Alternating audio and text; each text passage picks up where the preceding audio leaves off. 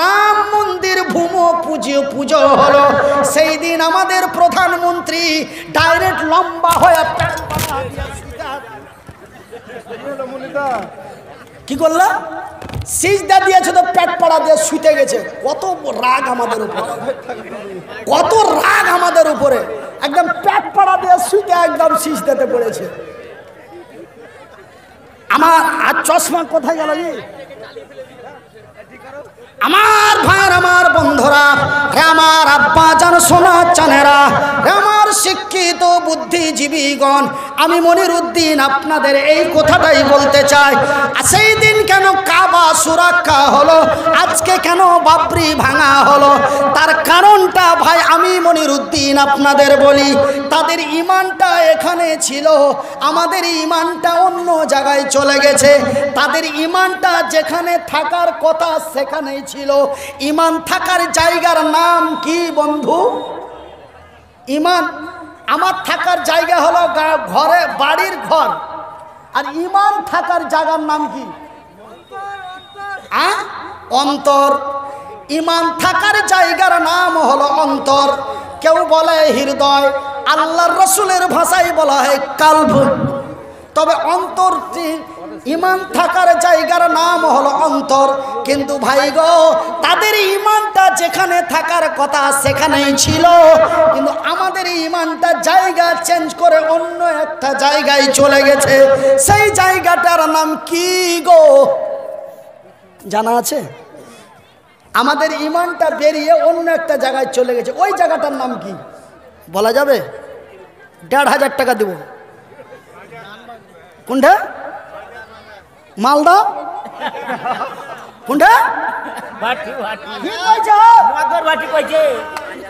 মদের ভাটি না, এরা এই চ্যাংড়া গেলাও ১,৫০০ টাকার টাকা রে, মরা মানুষ হারো।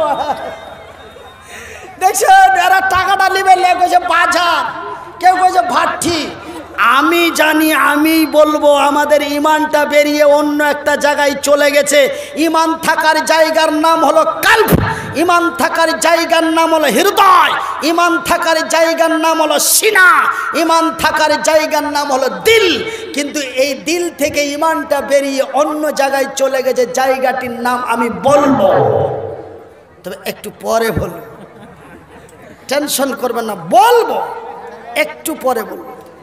আর একটা কথা বলেছি, ওরা কেন বিজয় হলো, এরা কেন প্যাদানি খেলো? ওরা কেন বিজয় হলো, এরা কেন বঞ্চিত হলো? ওরা কেন বিজয় হলো, এরা কেন লাঞ্ছিত হলো? ওরা কেন বিজয় হলো, এরা কেন অপমানিত হলো? এই কারণটা আপনাদের বলবো, একটু ধৈর্য ধরুন। বলবো, অবশ্যই বলবো। আমার ভাইয়ের, আমার বন্ধুরা, তারা কিভাবে বিজয় হয়েছিল? তাদের ইমানটা যেখানে থাকার কথা সেখানেই ছিল। ভাই গো, একটা কথা আপনাদের বলি, এখানে এক্সাম্পল দিয়ে বলছি। এই যে নৌজওয়ান তরুণ যুবক, বয়সটা 25 থেকে 28 বছর আনুমানিক। ভাইজান, এই যুবকের বিয়ে দেওয়া হলো, এই বর্তমান, এই কিন্তু বর্তমানে, ওখানকার নয়, ওরা নয়, এরা, এদের মধ্যে এই এরকমই, হ্যাঁ, ওদের মধ্যে ছিল এরকম, আর এদের মধ্যে এরকম। এই ছেলেটার বিয়ে দেওয়া হলো, বউ নিয়ে বাড়ি এলো, বাবা তার ডেকে বলছে, বাজান রে। বলে কি হয়েছে? বলে আব্বা। বলে কি? বাপুজি, হ্যাঁ তুই আজকে কলকাতা চলে যাবে, এটা যাবে। বিয়ে করে বউ নিয়ে এসে বাড়িতে রেখেছে, রাতে হবে তার সোহাগ রাত। রাতে কি হবে? তার সোহাগ রাত, তার ফুল সজ্জার রাত, তার জীবনের প্রথম রাত। যেই রাতটা পূর্বে আসেনি আর মরার আগে পর্যন্ত আসবে না, সেই রাতটা কিছুক্ষণ পরে আসবে। আর ওর বাপ বলছে, তুই হাটে বাজারে ধর তাড়াতাড়ি, বুঝাবে। একটা যুবক আছেন, হাত তুলে বলবেন, ওকে 50,000 টাকা এখনই আমি ফোন পে করে দেবো। যাবে? যাবে না। যখন ওকে ওর বাপ বারবার করে হাটে বাজারে ধরতে বলেছে, ও তখন ওর বড় ভাই, চাচতো ভাই, বড় ভাইয়ের কাছে চলে গেছে। কইছে যে মাঝকল, কইছে বড় ভাই, কইছে কি হয়েছে? কইছে বিষ খাবো। হ্যাঁ বেয়াদব, আজে বাজে কথা কেন বলছিস রে? তোর কি মাথা চিট হয়ে গেল? কে কি বলেছে তোকে? বলছে বাপুকে যা পুছ করো। ও তো জামা টামা খুলে, ও বরযাত্রী গেছিল, জামা টামা খুলে টুলে আঁকা বায় করে হাজি মাছ গল বাবু ওই সেন্টটা কেন এরকম কথা বলছে? কি হয়েছে? আমাকে যা করছে বিষ খাবো কইছে। ওকে আমি ওই মানে উকিল না কে ফোন করেছিল, ওকে এখনই শিয়ালদা ধরতে কইছে 8 বাজারে। তা আমি এটাই কইনু যা বাপু তুই চল যা। বলছে তোমার মাথা খারাপ হয়েছে নাকি? হ্যাঁ, লাখো কাজ হয়ে যায়, তার লেগে তুমি আজ যেতে বলবে? যে একটু রাগারাগি হলো। এই হলো আমাদের কথা, এই হলো এই 2022-এর, এই হলো 2022-এর চিত্র। কিন্তু এমনই এক ঘটনা মক্কার মাটিতে মৌতার প্রান্তে ঘটেছে।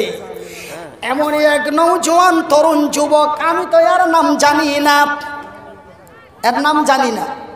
একে যদি বলা হয় শিয়ালদা ধরো শিলিগুড়ি যাও, এ বলবে যাব না, বিষ খাবো। কিন্তু এমনই এক নৌজওয়ান তরুণ যুবক, নাম তার আব্দুল্লাহ বিন রাওয়াহা, নতুন বিয়ে করে বউ নিয়ে বাড়ি এসেছে। তাদের ইমানটা কত মজবুত ছিল, নবীর প্রতি তাদের কত মহব্বত ছিল, জান্নাতের প্রতি তাদের কত লোভ ছিল। নতুন বউ নিয়ে বাড়ি এসেছে, বিবি তার স্বামীকে দেখে নাই, স্বামী তার বিবিকে দেখে নাই, বিবি তার স্বামীকে দেখে নাই। আজকে তো বর্তমান 2022 সালে আমরা বউ বিয়ে করার আগেই বইয়ের মোবাইল নাম্বার পাওয়া যায় না?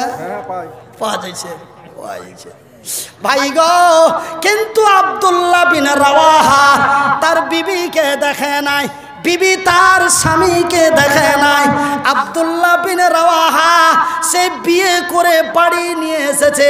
রাত্রে হবে তার সোহাগ রাত, সন্ধ্যা লাগলেই হবে তার বাসর রাত, সন্ধ্যা লাগলেই হবে তার জীবনের প্রথম রাত, জীবনের সবচাইতে মূল্যবান রাত। ভাই গো রে আমার আব্বা জানেরা, এই মুহূর্তেই আমার রাসূল দয়ার হাবিব নবী মুহাম্মদুর রাসূলুল্লাহ বলুন সাল্লাল্লাহু আলাইহি ওয়াসাল্লাম, আল্লাহর নবী দয়ার নবী বিশ্বের নবী এসে বললেন, এগো আব্দুল্লাহ বাড়িতে আছো? আমার নবী এমনই ডাক দিলেন, আব্দুল্লাহ বাড়িতে আছো? আব্দুল্লাহ সঙ্গে সঙ্গে বলেন লাব্বাইক ইয়া রাসূলুল্লাহ, ওগো আল্লাহর নবী দয়ার নবী বিশ্বের নবী আমি উপস্থিত আছি। বলে আব্দুল্লাহ রে 1 মিনিট লেট করো না, তাড়াতাড়ি বাড়ি থেকে বেরিয়ে যাও। মৌতার প্রান্তে যে লড়াই হবে সেই লড়াইয়ের ময়দানে তোমাকে কমান্ডারের দায়িত্ব দেওয়া হয়েছে, তোমাকে সেনাপতির দায়িত্ব দেওয়া হয়েছে। আব্দুল্লাহ রে বাড়িতে আর থেকো না, তৈরি হয়ে বেরিয়ে যাও। যখনই নবীর আওয়াজটা আব্দুল্লাহর কানে গেল, আব্দুল্লাহ 1 মিনিট লেট করলেন না, ব্যাগ ঝোলা পটলা পাটলি নিয়ে উল্টো পিঠ দিয়ে নবীর ডাকে চলে গেল। বিবি তার পিছন থেকে ডাক দিচ্ছে, প্রাণের স্বামী জান, বিদায়কালে শেষের বেলায়, বিদায়কালে শেষের বেলায় একটু দেখা দেওয়া যাবে না? একটু কি চেহারাটা দেখতে পাবো না? আব্দুল্লাহ উত্তরের জবাব দিয়ে বলে, না রে বিবি না, আমি তোমার সাথে দেখা করতে পারি না। কেন? আমার নবীর ডাক এসেছে, আমাকে ময়দানে চলে যেতে হবে, আমাকে কমান্ডারের দায়িত্ব দেওয়া হয়েছে, আমাকে সেনাপতির দায়িত্ব দেওয়া হয়েছে। বিবি রে আমি তোমার সাথে দেখা করতে পারি না। কেন গো স্বামী জান? বলে বিবি রে তোমার সাথে দেখা করতে যে তোমার সুন্দরী রমণী মুখখানা দেখে, তোমার মুচকি হাসি দেখে, তোমার টানা টানা চোখগুলি দেখে যদি আমি তোমার মহব্বত প্রেমে পড়ে যাই আর তোমাকে ছেড়ে যদি না যায়, আমার রাসূল দয়ার হাবিব ময়দানে দেখবে আমার আব্দুল্লাহ কইরে, তখন আমি আমার রাসূলকে কি জবাব দিব? না রে বিবি না, আমি তোমার সাথে দেখা করতে পারি না। হাইরে সবুরকারিনী ধৈর্যধারিণী বিবি সাহেবা, হাইরে সবুরকারিনী ধৈর্যধারিণী জিহাদি মহিলা উত্তরের জবাব দিয়ে স্বামীকে বলে, ওগো স্বামী জান, আল্লাহর কসম দিয়ে বলি, সৃষ্টিকর্তার কসম দিয়ে বলি, আমি তোমাকে কোনো প্রেম নিবেদন করব না, আমি তোমারে কোনো মুচকি হাসি দেব না, আমি তোমাকে কোনো ভালোবাসার দৃষ্টিতে দেখব না। স্বামী গো, একটু তোমার চেহারাখানা দেখতে চাই, যেন কাল কিয়ামতের দিন হাসরের ময়দানে, কাল কিয়ামতের দিন হাসরের ময়দানে ভাইজি আমার বিবি আমাকে বিদায় দেয় 3 দিনের মতো, আমার বিবি আমাকে বিদায় দেয় 2 দিনের মতো, আমার বিবি আমাকে বিদায় দেয় 2 ঘন্টার মতো, আমার বিবি আমাকে বিদায় দেয় 2 মাসের মতো। কিন্তু আব্দুল্লাহ বিন রাওয়াহার বিবি সাহেবা সোহাগ রাত্রে তার স্বামীকে বিদায় দিচ্ছে কাল কিয়ামতের দিন পর্যন্ত। নারায়ে তাকবীর! কতদিন পর্যন্ত বিদায় দিচ্ছে স্বামীকে? কাল কিয়ামতের দিন পর্যন্ত। বলে স্বামী জান, একটু তোমার চেহারাটা দেখতে চাই, যেন কাল কিয়ামতের দিন হাসরের ময়দানে আমার স্বামী আব্দুল্লাহকে দেখে চিনতে পারি, এটা আমার সোহাগ রাতের স্বামী আমার আব্দুল্লাহ। ভাইজান বন্ধুরে, মাত্র 3 মাস সহিতে পারে না, 3 মাসের বেশি তো থাকতে নিষেধ আছে, কিন্তু 1.5 মাস